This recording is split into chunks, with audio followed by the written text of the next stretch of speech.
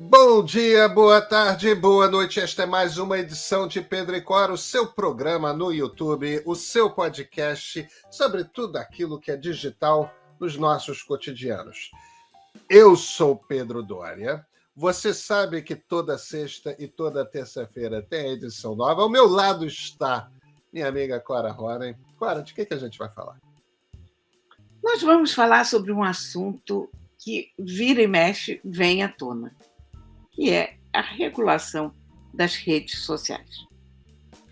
Vocês já pararam para pensar sobre como regular? Vem com a gente.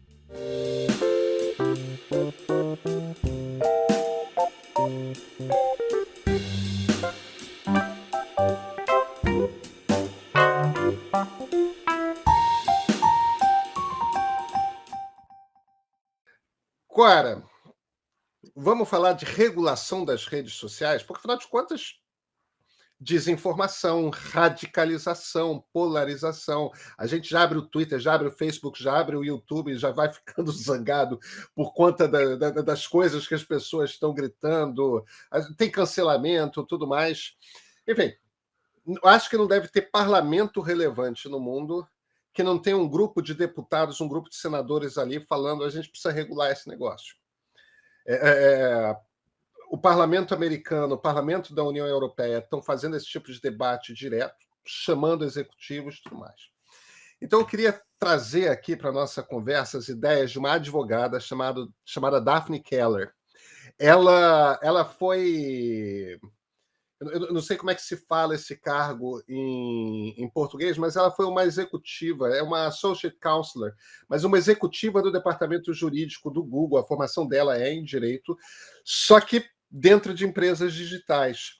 E hoje ela dirige um programa na Universidade de Stanford, que é a universidade ali no Vale do Silício, um programa voltado para a regulação de redes sociais. De que a gente está falando aqui? A gente está falando do algoritmo de amplificação. Ou seja, aquele negócio de inteligência artificial que decide o que a gente vai ver, que postagens que a gente vai ver, não importa em que a gente esteja, que postagens a gente vai ver e em que ordem que essas postagens vão aparecer. É porque esse algoritmo, no fim das contas, é o que decide que tipo de conteúdo viraliza, que tipo de conteúdo... Se a gente está ficando zangado porque os conteúdos ficam nos incitando, nos deixando zangados, se a gente vai sendo exposto à desinformação sobre vacina, sobre questões raciais e tudo mais, isso é o algoritmo que está fazendo, o programa que está editando o que a gente vê. Então, ela quebra de 3 maneiras as possibilidades de fazer essa regulação. A primeira é, vamos punir as plataformas se elas distribuírem conteúdo que seja ilegal. O que é conteúdo ilegal? No Brasil, por exemplo, racismo é crime. Então, digamos que, se o conteúdo é ilegal, na França, distribuição de publicidade nazista é crime. Né? Os Estados Unidos não tem isso, conteúdos que sejam criminosos, mas na maior parte das democracias tem. O problema de você proibir, tipo, se virar para as empresas e falar, olha, eu vou começar a te punir se você distribui conteúdo ilegal, é o seguinte, os algoritmos É que não... e nem só as democracias têm esses mecanismos. Não. Eis a Sim, questão. pois é.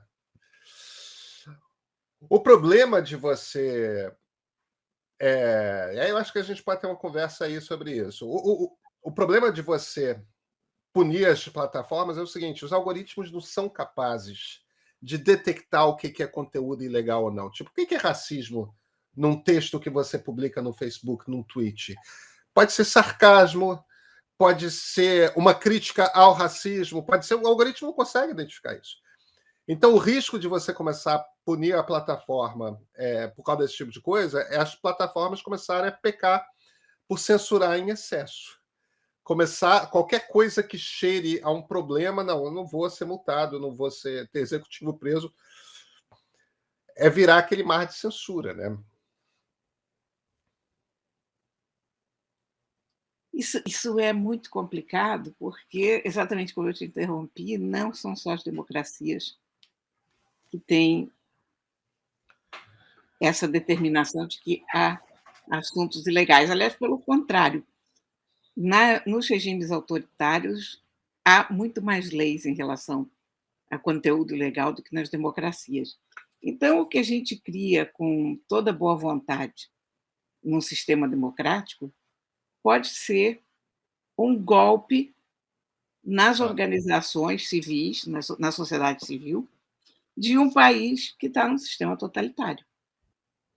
pois é, no fim das contas, o que você está falando é, a partir do momento que a gente força essas plataformas a terem sistemas para lidar com o expurgo de conteúdo ilegal, nas ditaduras vai ser Isso é festa. Ah, não, complicado, vocês sério. podem.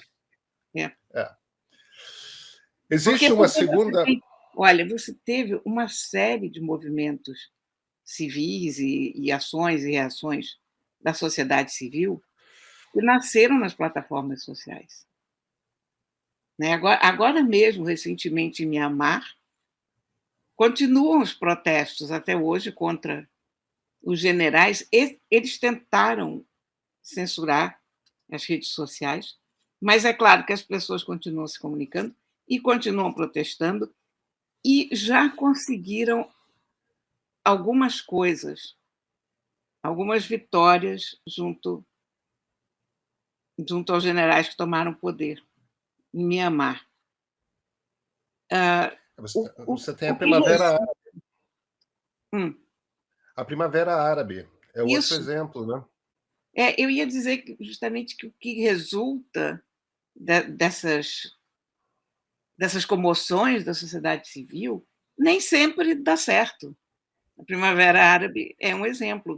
Você teve um movimento de uma esperança extraordinária e ali a gente achava que, olha, descobrimos uma forma de empoderar a sociedade, né, de os civis se manifestarem, do cidadão se fazer ouvir. E depois foram aquelas consequências que a gente viu, porque a força sempre triunfa, mas, enfim. Mas, de qualquer maneira, o fato é que é muito importante que os civis tenham onde se manifestar, que os cidadãos tenham onde reclamar e onde se fazer ouvir. A segunda forma de regular sobre a qual ela fala é você punir não pela distribuição de conteúdo ilegal, mas pela amplificação de conteúdo legal que, quando amplificado, dá problema. Um exemplo: desinformação a respeito de vacina. Desinformação a respeito de vacina não é ilegal. E não necessariamente as pessoas que publicam alguma coisa contra a vacina estão agindo de má fé. Pode ser uma pessoa literalmente desinformada, pode ser alguém interpretando mal um determinado estudo. Você tem milhões de hipóteses nas quais a pessoa que publica aquela coisa, ela não quer desinformar. O problema acontece não é quando a pessoa publica um post no Twitter, um tweet, que tem alguma coisa anti-vacina, mas que o problema não é a publicação. O problema é o fato de que aqueles conteúdos são barbaramente distribuídos e amplificados. Aí, o problema não é no conteúdo em si, mas no fato de que as redes sociais fazem com que aquele conteúdo chegue a quantidades imensas de pessoas e acabam por provocar impacto negativo. Polarização, radicalização, etc. O problema deste tipo, ou seja, você punir a plataforma não por ter conteúdo, aquele tipo de conteúdo, tudo bem. Você está punindo por distribuir, por amplificar. Acaba caindo rigorosamente no mesmo problema, que como as plataformas não sabem identificar bem e não tem gente o suficiente para fazer essa moderação, você corre o risco de aumentar a censura, de você começar, por via das dúvidas, vou tirar. Entendeu? Na dúvida, tira. E você, assim, restringe a conversa nas redes sociais. Olha, em suma, a gente começa a olhar isso pelos vários aspectos e a gente vê que um dos maiores problemas da regulamentação da mídia é exatamente das redes sociais, é a questão da censura. É a questão da censura. Esse é o drama, não é trivial. Todas as coisas que a gente pensa, não, controla isso, controla aquilo. O Facebook tem quase 3 bilhões de pessoas, bilhões com B de bola mesmo. A metade da humanidade está lá, né? É metade da humanidade, pois é. Aí existe um terceiro tipo de regulação, que é um pouco mais complexa, que tem 2 caminhos aí que são interessantes, que é uma regulação que você não faz pelo conteúdo. É uma regulação que é neutra de conteúdo. Uma das 2 maneiras de você fazer esse tipo de regulação é você pegar emprestado das bolsas de valores o circuit breaker. O que é o circuit breaker no pregão da bolsa?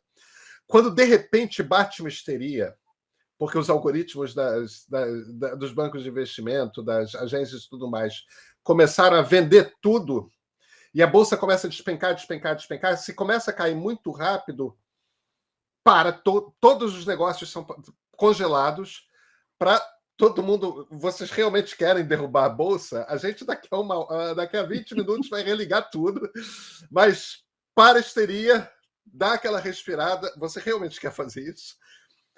Para dar um tempo para os agentes do mercado se restabelecerem e botarem um pouco de racionalidade. Então, a ideia aqui seria a seguinte: se um conteúdo começa a viralizar muito, aí para. Começou a distribuir muito rápido para uma quantidade muito de gente, circuit breaker. Você trava a distribuição para ver, para analisar, para respirar, diminui a distribuição. Qual o problema aí? O problema aí é o plantão do Jornal Nacional. Porque, às vezes, um conteúdo que está distribuindo muito é uma notícia que está explodindo. É o terremoto. É o terremoto, tudo mais. Você precisa ter aquela informação imediatamente, você não pode interromper o fluxo dela. E, em paralelo, coisas, por exemplo, como o vídeo do assassinato do George Floyd nos Estados Unidos, aquele homem negro que foi assassinado por policiais, que despertou, fez renascer o movimento Black Lives Matter, e aquilo é uma convulsão social, de fato, provocada pelas redes sociais. Agora, em cima da indignação por um ato de barbárie policial que aponta um problema latente que existe nos Estados Unidos, existe também no Brasil, que é essa questão do racismo que penetra na estrutura do Estado de uma tal forma que você começa a gerar uma quantidade imensa de vítimas. Quer dizer, às vezes as coisas viralizam porque elas têm de viralizar. Não é fácil regular, não, né, Cora? Não, eu estou aqui pensando. Aliás, na verdade, quanto mais a gente pensa sobre isso, mais complicada fica a situação. Porque, por outro lado, correr solto do jeito que está correndo não vai dar certo, já não deu. Nós estamos vendo as consequências. A autocensura é péssimo. Nós já vivemos todo mundo que usa rede social já vive num estado permanente de autocensura por conta dos linchamentos e cancelamentos e tal. Então, todo mundo já se segura na hora de postar coisa.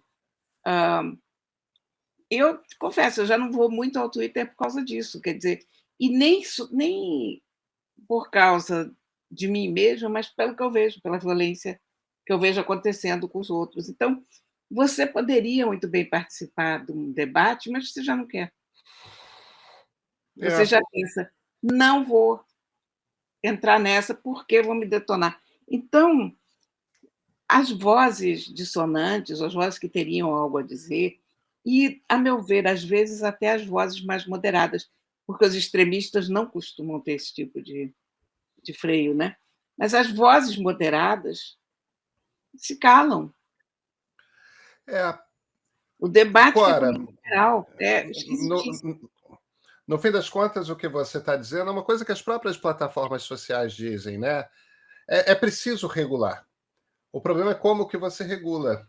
Elas também querem regras, porque elas começam a ser atacadas, elas dizem, tá, tudo bem. Mas a gente não está quebrando a lei. O que a gente está fazendo nada é ilegal. Algumas reconhecem que há problemas, outras são mais cínicas a respeito, mas não é ruim para as plataformas também terem regras. E aí eu chego, porque a doutora Keller também não nos deixa ferrados. Ela faz todo esse preâmbulo, e no fim há um jeito que ela diz que é o jeito mais promissor, que é também neutro em conteúdo, ou seja, você não está nem preocupado com conteúdo ilegal, nem você está preocupado com conteúdo legal que se torna problemático quando é muito distribuído. Agora, você também não está botando um circuit breaker. Qual o problema do algoritmo? O problema do algoritmo é que a gente não tem escolha a respeito do algoritmo. Por que determinadas coisas mais sensacionalistas são sempre jogadas para a gente? Por que as coisas que nos irritam são sempre jogadas para a gente? Porque são aquelas coisas que nos provocam reações viscerais. É aquele link que é uma bobagem completa, mas você clica imediatamente porque é curioso, porque é a reação de bate-pronto. Agora, isso não quer dizer que todo homem só queira ficar vendo foto de mulher de biquíni, que todo mundo quer ver vídeo de linchamento, que todo mundo quer ver Isso quer dizer apenas que a reação visceral é essa. Do que eu estou falando aqui? A maneira como o nosso cérebro né? A gente tem 3 momentos evolucionários distintos no cérebro. O mais primitivo, que é aqui atrás, atrás da nossa cabeça, é o que os neurocientistas chamam de o cérebro do lagarto, né? Que é esse cérebro que nos dá as reações viscerais imediatas. Mas é o que liga o alarme do nosso corpo antes que a gente consiga parar para raciocinar, porque há perigo. Só que a gente não é, como seres humanos, determinado apenas pelo cérebro do lagarto. Nós também temos à frente um córtex extremamente sofisticado que é capaz de refletir. Hoje temos um algoritmo que faz isso. Nos fica apelando à reação visceral imediata do clique rápido. Agora, 2 possibilidades que poderiam acontecer. Uma, as próprias plataformas poderiam nos dar um painel de controle e nos incentivar olha, aquelas coisas nas quais eu clico de madrugada quando eu estou insone, eu não quero que aquelas coisas sejam levadas em consideração no algoritmo para determinar o que ele vai me mostrar. Para você poder se virar e falar, tá aparecendo mulher demais de biquíni, tira, porque tá me distraindo, tá me atrapalhando. Entendeu? Ou então, o tipo de gente que sabe que é suscetível, te dá esse tipo de controle. Eu sei que eu sempre clico, eu sempre quero responder determinados tipos de tweet e sempre me faz mal. Eu não quero que esse tipo de resposta aos meus tweets apareça. Não é só você bloquear as pessoas, mas você ter maiores possibilidades de educar o algoritmo com seu cérebro racional. Aos poucos, a gente teria linhas de tempo, não importa em que rede social, mais interessante. E existe uma segunda plataforma, uma segunda possibilidade dentro desse mecanismo de dar mais poder aos usuários, que é o seguinte: hoje, se você entra no Twitter, se você entra no Facebook, no Instagram, no YouTube, em qualquer uma das plataformas que usa algoritmo de amplificação, hoje o que acontece em essência é o seguinte: essas plataformas vão colhendo uma quantidade imensa de informações a seu respeito e elas têm um algoritmo proprietário que pega aquelas informações e determina o que vai ser visto. Agora, imagina se essas plataformas você pudesse escolher o algoritmo.